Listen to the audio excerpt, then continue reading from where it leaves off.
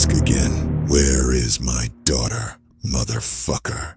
Dad, don't you have any pride? A girl named Minji screamed, seeing her father kneel before her classmate's parents. Hiyori's mother, that was the name of her classmate, was shouting insults at Minji because this was already the third fight between them. She asked the teacher to add to her file that she was inadequate or even suspend her from school. A fat, bald teacher leaned towards Minji's father. He said that she needed to apologize quickly and try to negotiate with the parents of the victim. After all, these were not ordinary people in front of him, but the head of the company, Juyeon Construction. He added in a whisper, Hiyori's father is not the last person in politics now, so they need to save face. A man has nothing to do but simply listen to all the insults. He is powerless here. He clenched his fists until they hurt and said, I'm sorry. I'm raising a girl alone and she lacks a mother. That's why she's so hot-tempered. Please forgive me for raising her like this. Minji wanted to say something back, but her father bowed his head. She was clearly disappointed. After a while, the father and daughter walked down the street in complete silence. He tried to break the awkward silence by offering to go out for dinner somewhere, but she refused him. She said that she hated food, hated school, and hate weak-willed father. Who was he anyway? Why do other people's parents, politicians, or presidents of companies who know how to spin in life earn a lot, and her father is a simple manager? Why was she born into an ordinary family in this wretched Korea? Why did he let her be born if he knew that everything would be like this? After all, if he had neither the ability nor the money, it was not worth giving birth to her at all. The man tried to say something, but his daughter didn't give him a chance to interrupt herself and told him not to follow her. She would stay with her friend for a while. Having said this, she walked away, leaving her father alone with his thoughts, and he remained standing there all alone.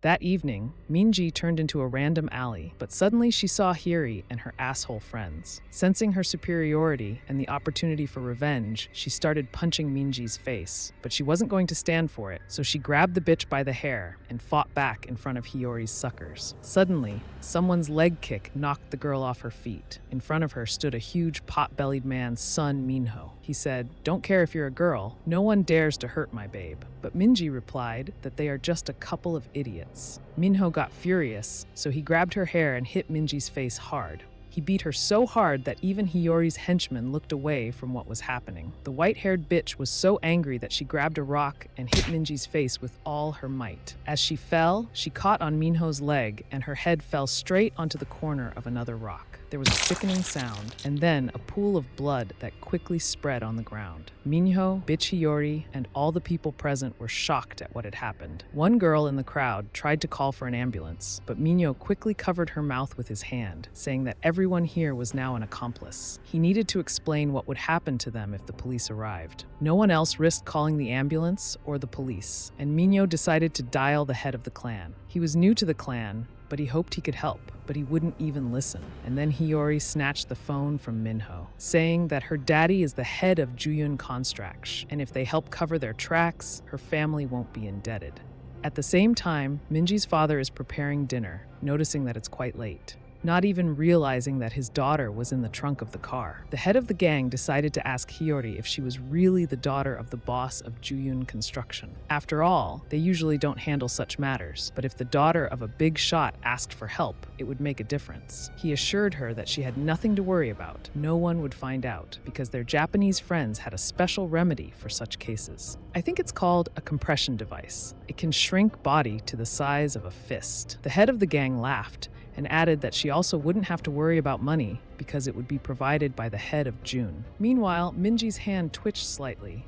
Minji's father woke up abruptly. Looking at his watch, he realized that it was already morning. Dinner had long since gotten cold and Minji still hadn't returned. Getting ready, he went to work. Walking his usual route, the man saw a large crowd ahead. He decided to go up and see what happened there, while people were excitedly discussing what could have happened here, a fight or a murder. Out of the corner of his eye, he noticed a hair tie, immediately remembering that he had seen one on the head of Hiyori, Minji's classmate. Taking the phone in his hands, he called his friend with whom she was going to stay, asking if she had seen his daughter. Having received a negative answer, his face changed. After a while, we are shown the white-haired bitch and fat Minho. They are discussing what happened last night. Hiyori is very worried that the police will not find out about it, but Minho told her not to worry and offered to take her home.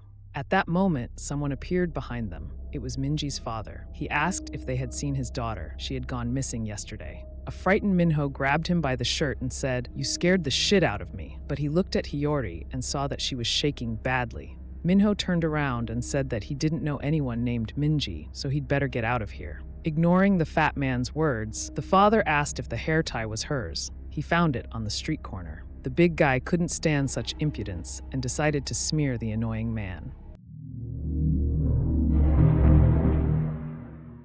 "Let me go." Sergeant Kim, stop. I understand what you said, but the more you resist, the more tense the situation becomes. Young Kim pointed a gun at a man in a military uniform, and there were many unconscious bodies lying around. "If you really understand, then discharge me." The captured old man asked Kim Jong-sa to calm down. Continuing, he said, "If he saw her once, then how could he understand that she was his bride?" The sergeant wanted to say something to Kim, but suddenly a shot rang out. The old man wet his pants and screamed in fear. "Discharge him! He's gone crazy! He's a real psycho! He'll kill all of us!" Song Minyo, seeing that his threats were not working, decided to try to intimidate the man with his appearance and took off t-shirt while continuing to insult him. Thug got even angrier than before and tore the man's shirt to shreds with just one movement. But when Minyo and Hiyori saw what was hidden under the clothes, they immediately lost their speech. "We can't just let you go. We can't let anyone know that we are here."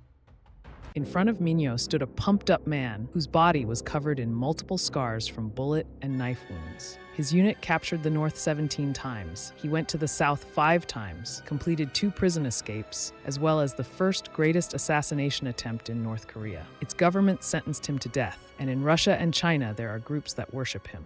Kim Jong-sa jumped up and dealt multiple blows in an instant. Then he made a lightning-fast trip and pinned the big guy to the ground with his knee. "I'll ask again, where is Minji?" A few seconds later, Kim was strangling the big guy with a hair elastic. Hiyori begged him to stop, but apparently she was too nervous and lost consciousness. At this time, Minji's father asked Minho where those who took his daughter went. The big guy, bursting into tears and snot, said he didn't know. Kim, without loosening his grip, continued asking questions about how to contact them.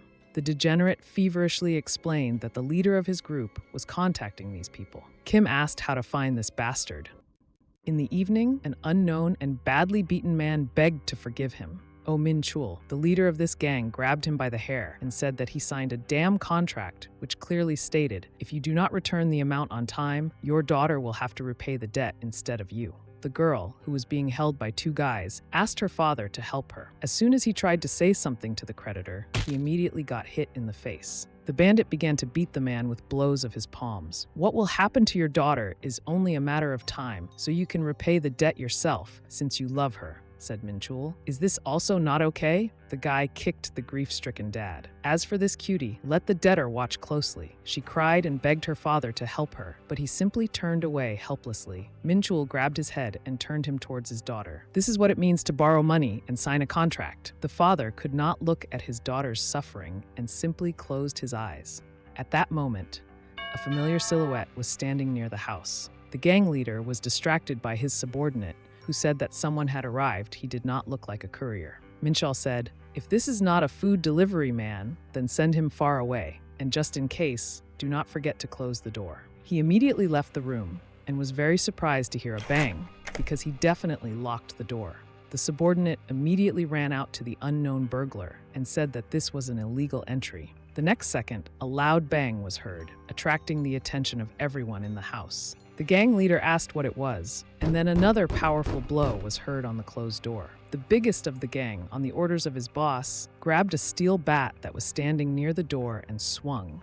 The girl warned the potential savior that the blow would come from below. But unexpectedly for everyone, the big guy hit his own ally, whom Kim had set up for the attack. He immediately took a cable out of his breast pocket with one hand and began to strike the bandit's face multiple times with the other. With deft movements, Kim wrapped the bastard's legs and with a strong jerk threw the middle of the cable onto the chandelier. The thug flew up to the ceiling like a feather. "Who are you?" the hanging big guy shouted. But Kim interrupted him. "Where are the Mingji?"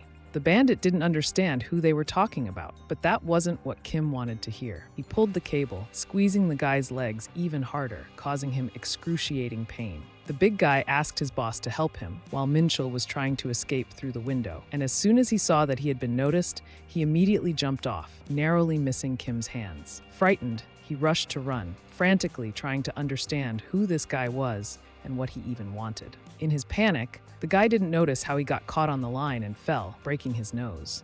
"Damn, what the hell is going on here?" Minchul said. Seeing in the rays of the setting sun that the entire street was stretched with fishing line, the guy realized that it was a trap. Kim had already appeared behind him and threw a rope around his neck.